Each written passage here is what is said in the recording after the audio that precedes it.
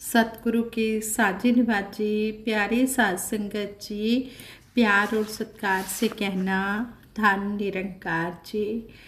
समा गया फिर हथ नहीं आउना, अंत समय पछताएगा। धर्म राय ने जमजा गले, रोएगा कुटलाएगा।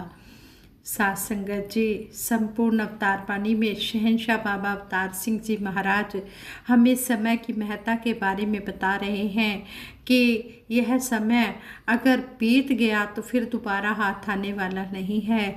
इस समय की हम कदर करें और इस परम पिता परमात्मा को जानकर हम इसकी भक्ति करें। और कहते हैं कि भक्ति करने के लिए तन का निरोग होना भी बहुत ज़रूरी है। अगर तन स्वस्थ होगा तभी मन भी स्वस्थ होगा और तभी मन से हम सत्संग कर पाएंगे, सिमरन कर पाएंगे और सेवा कर पाएंगे। तो कहा गया है पहला सुख निरोगी काया। सबसे पहले हमने हेल्थ मांगनी है सतगुरु के चरणों में कि सच्चे पातशाह सभी की हेल्थ ठीक रहे ताकि सभी सेवा सिमरन सत्संग कर पाएँ। ऐसे ही हेल्थ पर ही दासी एक स्टोरी शेयर करने जा रही है। साध संगत जी कहते हैं एक भिखारी भूख प्यास से दुखी होकर आत्महत्या की योजना बना रहा था। तभी वहाँ से एक नेत्रहीन महात्मा गुजर रहे थे। भिखारी ने उन्हें रोककर अपने मन की बात बताई और कहा, मैं अपनी गरीबी से तंग आकर आत्महत्या करना चाहता हूँ। उसकी बात सुनकर महात्मा हंसे और बोले, ठीक है आत्महत्या करो, लेकिन पहले अपनी एक आँख मुझे दे दो, मैं तुम्हें 1000 अशर्फियाँ दूंगा। भिखारी ने कहा, आप कैसी बात करते हो, मैं एक आँख कैसे दे सकता हूँ। महात्मा बोले, अगर आँख नहीं दे सकते तो एक हाथ ही मुझे दे दो, मैं तुम्हें 1000 अशर्फियाँ दूंगा। भिखारी सोच में पड़ गया। महात्मा मुस्कुराते हुए बोले, संसार में सबसे बड़ा धन निरोगी काया है। तुम्हारे हाथ पैर ठीक हैं, शरीर हेल्दी है, तुमसे बड़ा धनी और कौन हो सकता है। तुमसे गरीब तो मैं हूँ कि मेरी आंखें नहीं हैं, मगर मैं तो कभी आत्महत्या के बारे में नहीं सोचता। भिखारी ने महात्मा से माफ़ी मांगी और संकल्प किया कि वह कोई काम करके अपना जीवन का गुजारा करेगा। साध संगत जी, सतगुरु का हम हर पल शुक्राना करें जिन्होंने हमें ये अनमोल मानव शरीर दिया है और ये जो हमें हाथ पैर ये मिले हैं, आँखें मिली हैं, कान मिले हैं, ये इसकी भक्ति करने के लिए भी मिले हैं और हमने अपने परिवार का पालन पोषण भी करना है। और सतगुरु हमें समझा रहे हैं कि हमने हाथों से काम करना है और अपना मन जो है इस प्रभु परमात्मा में लगाना है। हम सतगुरु के अति शुक्रगुजार हैं जिन्होंने हमें हेल्दी मानव शरीर दिया है। सच्चे पातशाह सभी को तंदुरुस्तियाँ देना, सभी को तन मन धन के सुख देते हुए सेवा सिमरन सत्संग के साथ जोड़ के रखना, ये सब के लिए दासी सबके भले के लिए सतगुरु के चरणों में अरदास कर रही है। सतगुरु बाबा हरदेव सिंह जी महाराज ने सितंबर 2005 में अपने विचारों द्वारा हमें समझाया कि जब मन से तो निराकार के दर्शन कर रहे होते हैं और इन आँखों से साकार का तो इसे दर्शन कहते हैं। जब मन से दर्शन इस निरंकार का कर रहे होते हैं और इन आँखों से साकार सतगुरु का दर्शन कर रहे होते हैं तो इसे दर्शन कहते हैं। वैसे भी गुरु के बारे में कोई भी चर्चा पूर्ण नहीं होती, क्योंकि इसके 2 रूप होना और फिर दोनों को एक करके देखना कठिन है। असल में गुरु तो निराकार ही है, पर यह साकार में होता है। गुरु शरीर नहीं होता, शरीर में होता है। जिस तरह संपूर्ण हरदेव वाणी में भी सतगुरु बाबा हरदेव सिंह जी महाराज ने फरमाया है, सतगुरु देह का नाम नहीं है, सतगुरु होता ज्ञान है। सतगुरु को एक देह समझना भूल है, अज्ञान है। सतगुरु शरीर का नाम नहीं है। जो ये सतगुरु के अंदर ये ज्ञान है बैठा हुआ, यही सतगुरु है। कहते हैं संपूर्ण अवतार वाणी में भी जिक्र आता है, शब्द गुरु ते सूरत है चेला, भेद है कोई पछाणे ना, कहे अवतार बिना गुरपूरे, ए रमजा कोई जाने ना। निरंकार गुरु दा हुक्म है मैनू, भुले नू समझाने दा। निरंकार गुरु दा हुक्म है मैनू, अख तो पर्दा लाने दा। यहाँ पर भी शहनशाह जी इस शब्द द्वारा समझा रहे हैं कि निरंकार गुरु का हुक्म है कि भूले हुए को रास्ता दिखाना है, समझाना है। और निरंकार गुरु का हुक्म है आँख से यह अज्ञानता का पर्दा हटाकर ज्ञान दिखाना है कि ये ब्रह्म ज्ञान के साथ जोड़ना है। यहाँ गुरु को निरंकार ही कहा गया है। इसी प्रकार अगर पावन गुरबाणी का जिक्र करें तो शब्द आता है, गुरु मेरे संग सदा है नाले, सिमर सिमरती सदा संभाले। अब साकार यानी शरीर तो हमेशा अंग संग नहीं हो सकता, तो फिर सदा अंग संग क्या है? सदा अंग संग निरंकार ही है। इसी प्रकार शब्द आता है, तीन लोक नौ खंड में गुरु से बड़ा न कोई, करता करे न कर सके, गुरु करे सो होए। यहाँ भी गुरु को तीन लोक और नौ खंड यानी कि सूरज, चंद्रमा, तारे, धरती, पानी, अग्नि, वायु, जीव, आकाश से बड़ा बताया है। अगर शरीर को देखें, शरीर तो सूरज से बड़ा नहीं है, तारों से भी बड़ा नहीं है, बल्कि किसी भी खंड से बड़ा नहीं है, तो फिर इस शब्द का भाव कैसे सिद्ध होगा? एक ही उपाय है कि गुरु को निराकार परम सत्ता के रूप में देखें। ऐसा देखते ही इस पहेली का इशारा समझ में आ जाता है। दशम ग्रंथ में श्री गुरु जी महाराज समझाते हैं कि भिन्न भिन्न सबहू कर जाना, एक रूप की नू पहचाना, जिन जाना तिन ही सिद्ध पाई, बिन जाने सिद्ध हाथ नाई। कहने का भाव यह है कि हम गुरुओं को भिन्न भिन्न मानते हैं और कहते हैं कि ये पहले गुरु हैं, ये दूसरे गुरु हैं, ये 10वें गुरु हैं। असल में गुरु नहीं बदलते, केवल शरीर बदलते हैं। गुरु तो एक निरंकार है। शरीर पहले, दूसरे या 10वें हो सकते हैं। इस शरीर को घर या मोहल्ला भी कह देते हैं। कहने का भाव यही है कि गुरु शरीर नहीं, शरीर में होता है। गुरु नहीं बदलते, शरीर बदलते हैं। गुरु तीसरे या चौथे नहीं होते, शरीर तीसरा या चौथा होता है। इसी गुरु यानी निरंकार ने त्रेता युग में भगवान श्री रामचंद्र जी महाराज के शरीर को माध्यम बनाया। द्वापर युग में श्री कृष्ण जी महाराज के शरीर को माध्यम बनाया। करीब 2000 साल पहले हजरत ईसा मसीह जी के शरीर को माध्यम बनाया।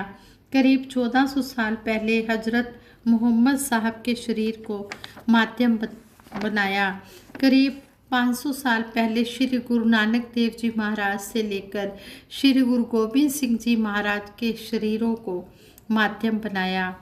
आज हमारे सतगुरु माता सुदीक्षा जी महाराज के शरीर में ये प्रकट है। अभी तक यह जो भाव लिए गए उसमें उनसे गुरु का निरंकार वाला पहलू ही प्रकट हुआ है, लेकिन दूसरा साकार वाला पहलू भी कम महत्वपूर्ण नहीं है। जैसे कि अपने ही विधान के अंतर्गत यह निरंकार प्रभु परमात्मा बोलता नहीं है और बोलकर संदेश आशीर्वाद देने वाला काम करने के लिए यह एक शरीर को माध्यम बनाता है, जिसे हम साकार परमात्मा कह देते हैं। एक बार एक महात्मा ने समझाया कि जब आप बाबा जी के विचार सुनते हो तो ऐसा सोचा करो कि बाबा जी के घट का सहारा लेकर निरंकार बोल रहा है। दरअसल सतगुरु के शरीर को निरंकार एक उपकरण के समान इस्तेमाल करता है और फिर उसी घट से अपना मैसेज देता है। साकार का महत्व समझाते हुए महात्मा फरमाते हैं कि जैसे एक साधारण लोहे के डिब्बे में जब सोना चांदी आदि के गहने रख दिए जाते हैं तो फिर डिब्बे को संभाल कर रखा जाता है, तब डिब्बे को गहनों से अलग करके नहीं देखते। इसी प्रकार सतगुरु के घट में निरंकार का निवास होता है, इसलिए साकार गुरु साक्षात पार ब्रह्म ही होता है। ब्रह्म ज्ञान होने के कारण एक महापुरुष निरंकार में साकार और साकार में निरंकार का बोध करके अपनी भक्ति को पूर्ण कर लेता है। जैसे एक स्पीकर लगा हुआ हो और उस स्पीकर में से किसी सुंदर गीत के बोल आ रहे हों, इस अवस्था में अगर कोई इंसान जो इस स्पीकर सिस्टम के बारे में ना जानता हो और वह यह समझ ले कि देखो यह स्पीकर कितना अच्छा गा रहा है, तो यह उसकी भूल है, क्योंकि वह अनजान इंसान यह नहीं जानता कि असल में स्पीकर के पीछे खड़ा कोई गायक गा रहा है। स्पीकर तो मात्र एक उपकरण की तरह इस्तेमाल किया जा रहा है। स्पीकर की क्या ताकत है कि कुछ गा सके। इसी प्रकार सतगुरु के शरीर का इस्तेमाल भी निरंकार के द्वारा एक उपकरण की तरह ही किया जा रहा होता है। भाव यह है कि जब सतगुरु के मुखारविंद से कोई वचन आ रहे होते हैं तो असल में पीछे खड़ा निरंकार ही बोल रहा होता है। सतगुरु के घट को तो एक मशीन उपकरण की तरह इस्तेमाल किया जा रहा होता है। यह एक अलग बात है कि वह घट सौभाग्यशाली होता है जिस घट को इस काम के लिए निरंकार चुन लेता है। इसलिए गुरु के वचन सही मायनों में निरंकार प्रभु परमात्मा के वचन ही होते हैं। भक्ति किसकी, निरंकार की या साकार सतगुरु की? सतगुरु बाबा हरदेव सिंह जी महाराज ने 8 जनवरी 2006 को अपने प्रवचन में फरमाया कि काम तो निरंकार दातार ने ही करना होता है, लेकिन इस वस्तु के देने वाले से प्रेम क्यों ना हो, देने वाले की कदर क्यों ना हो। सतगुरु बाबा जी ने कहा, ज्ञान एक निरोल कृपा है और अगर कोई दात आसानी से मिल जाए ऐसा नहीं है कि उसकी कीमत कम है। और आगे फरमाया कि जो भगत होता है दात को भी संभालता है, लेकिन देने वाले की कदर भी उसके दिल में बनी रहती है। जैसे कहा है, गुरु गोविंद दो खड़े काके लागो पाए। भाव यही कि भले ही काम तो निरंकार दातार ने ही करने होते हैं, लेकिन इस अमोलक वस्तु को देने वाला जो साकार सतगुरु है उससे प्रेम क्यों ना करें, क्योंकि भक्ति प्रेम का ही दूसरा नाम है और प्रेम तो सतगुरु से ही होता है। संपूर्ण अवतार वाणी में भी जिक्र आता है, सतगुरु दी भक्ति करदा जो निरंकार दे सोहले गांदा है, रब ओदे विच आ वसदा है और रब दे विच समांदा है। इसी बात को अगर अद्वैत की दृष्टि से देखें तो एक और भाव सामने आता है, यह तो निरंकार है और यह सतगुरु निरंकार का शरीर है। अब इस बात यानी निरंकार का शरीर के भी दो भाव हैं।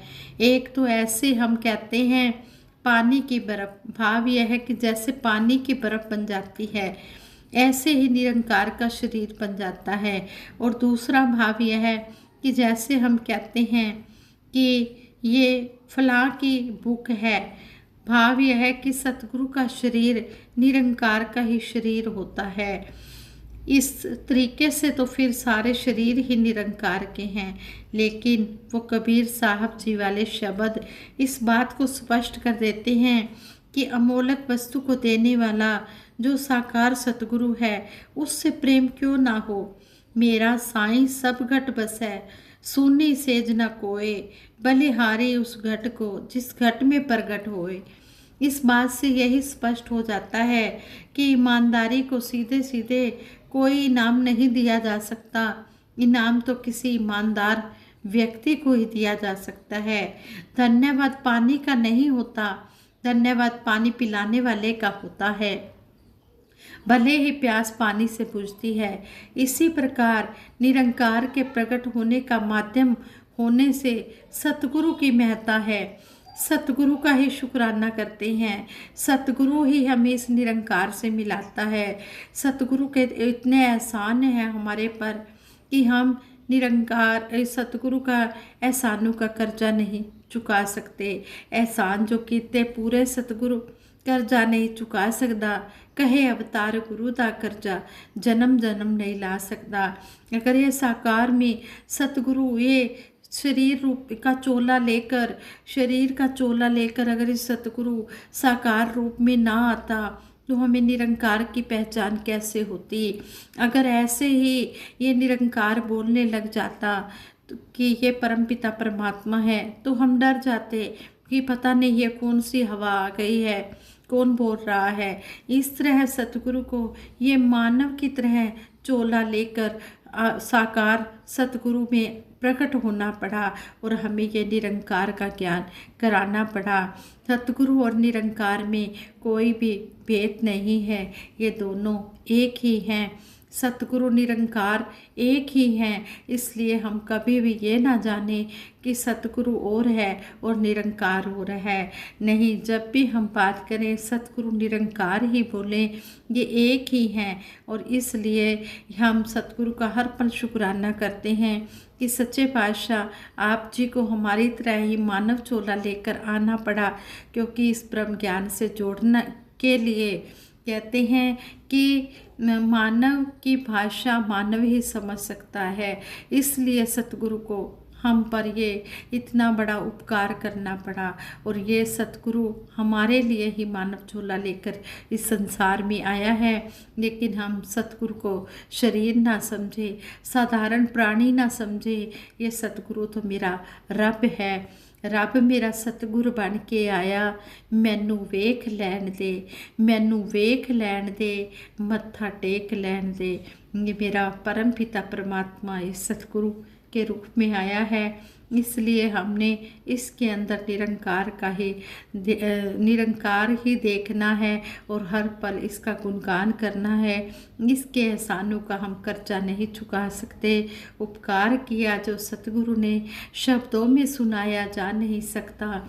हम सारी उम्र भी देते रहें, ये कर्ज चुकाया जा नहीं सकता। हम सतगुरु का कर्जा कभी भी नहीं उतार सकते। सतगुरु के तो हम बहुत ही आभारी हैं कि सच्चे पातशाह आप जी ने हमें इस तरह चुना है।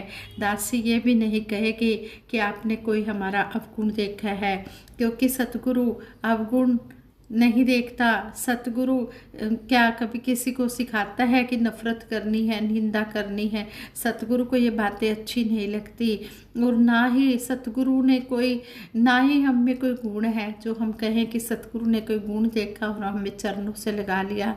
नहीं, सतगुरु ने हम पर रहमत किया, हम पर तरस किया, रहम किया है। सतगुरु सज्जन मिलिया, रहमत होई। सतगुरु की हम पर इतनी बड़ी रहमत हो गई है। सतगुरु ने हम पर रहम किया है, तरस किया है और इस तरह हमें यह सतगुरु साजन मिला है और इसने परमपिता परमात्मा से मिलाया है। इन्हीं शब्दों से दासी सतगुरु का शुक्राना लख लख करती है और सभी के लिए आशीर्वाद मांगती है कि हे दाता, आप बड़े ही दयालु हो, बड़े ही कृपालु हो। आप जी ने इस तरह सबको जोड़ा है और इसी तरह सेवा सिमरन सत्संग के साथ जोड़ के रखना। तन से निकलना है और ज्ञान से हमने जुड़ना है। ये हमें सतगुरु सिखा रहे हैं। हर सूरत में गुरु की सूरत, गुरु में हरि की मूरत। घट घट में हम देखे संतो इस दाता की मूरत। हम हर घट में इस दाता की मूरत देखें और हर एक घट का हम आदर सत्कार करते चले जाएं। दासी इन शब्दों से सबके भले की कामना के लिए सिमरन करवाए कि सभी ने मिलकर सिमरन में साथ देना है। तू ही निरंकार, मैं तेरी शरण हाँ, मैनू बख्श लो। तू ही निरंकार, मैं तेरी शरण हाँ, मैनू बख्श लो। तू ही निरंकार, मैं तेरी शरण हाँ, मैनू बख्श लो।